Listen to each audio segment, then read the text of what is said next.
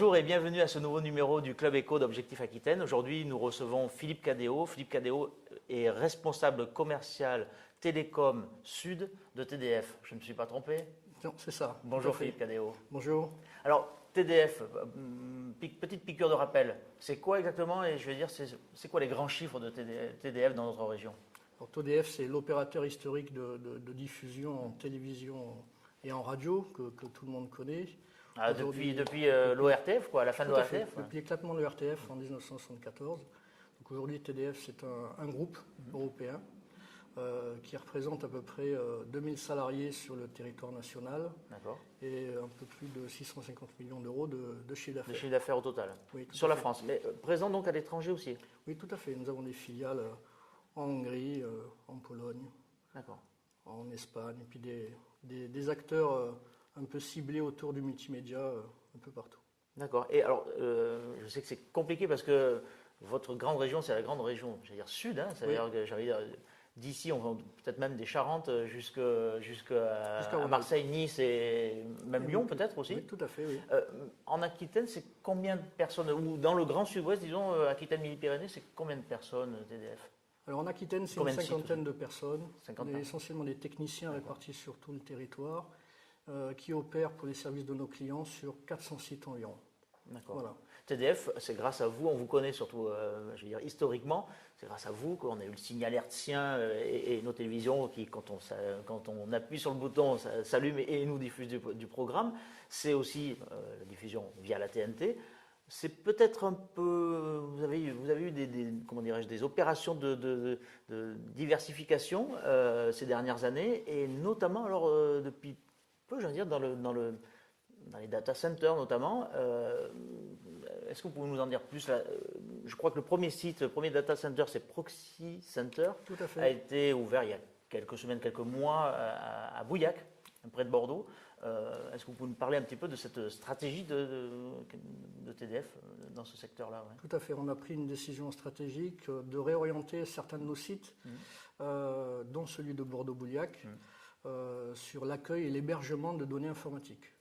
Avec la numérisation des réseaux de télévision, le passage à la TNT, qui a eu lieu il y a quelques années, TDF a pu disposer de places dans certains gros sites comme celui de Bordeaux. D'accord. Et donc on a pris la décision. On a libéré de la place, le passage à la numérisation en fait a libéré beaucoup de place sur les sites. Libéré de la place, mais aussi de l'énergie, puisque les émetteurs numériques sont moins gourmands que les anciennes versions. Donc on avait cette capacité à pouvoir héberger de nouveaux clients. Et on a pris la décision il y a quelque temps de faire migrer un certain nombre de nos sites en hôtels numériques. D'accord. C'est Proxy Center. Tout à fait. D'accord. Alors dites-moi, à chaque fois, c'est quel investissement pour TDF, un Proxy Center comme celui de Bouillac? Alors, un data center, en général, c'est quelques millions d'euros. Celui de Bordeaux, ça représente environ 3 millions d'euros.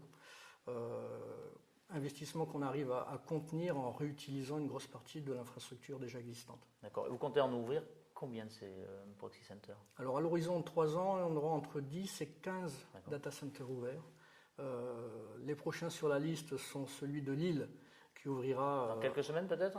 Quelques mois, on va dire. Dans 4-5 mois, au tout début de l'année 2014. Puis viendront un site à Rennes, qui ouvrira au printemps 2014, et celui d'Aix-Marseille, qui ouvrira à l'été 2014. Qui sont vos clients sur ces Proxy Centers, sur ces data centers? La clientèle que nous visons, ce sont des acteurs essentiellement locaux des PME, tournés autour des services à l'informatique, mais aussi des opérateurs télécoms. Donc on a vraiment ciblé, et Bordeaux a été un bon exemple, des acteurs qui avaient des besoins et une volonté de rester implantés en région. En local. Justement, en taux d'occupation, si je puis, cet hôtel numérique en quelque sorte, quel est son taux d'occupation aujourd'hui? Alors aujourd'hui, Bordeaux, c'est à peu près une capacité de 80 baies techniques, baies informatiques. Des baies, ouais. Et on en a vendu une quinzaine. D'accord. Voilà, avec de nombreux prospects et de. D'accord. Il y a de la marge. Il y a de la marge, mais il y a aussi, je dirais, une grande appétence pour ce nouveau site. Qu'est-ce qui fait que TDF est légitime sur ce marché-là, d'après vous? Aujourd'hui, TDF, et c'était le cas depuis très longtemps, c'est essentiellement un service tourné autour des infrastructures, des pylônes, des bâtiments, de l'énergie, de la climatisation. Et on se rend compte en fait qu'un data center, ce n'est ni plus ni moins qu'un site TDF, mais je dirais sans le pylône, puisqu'on a besoin de place, d'énergie et de sécurité, ce qu'on trouve sur nos sites. Donc finalement, il y avait beaucoup de synergie entre l'activité historique de TDF et puis cette nouvelle activité. Tout à fait, oui.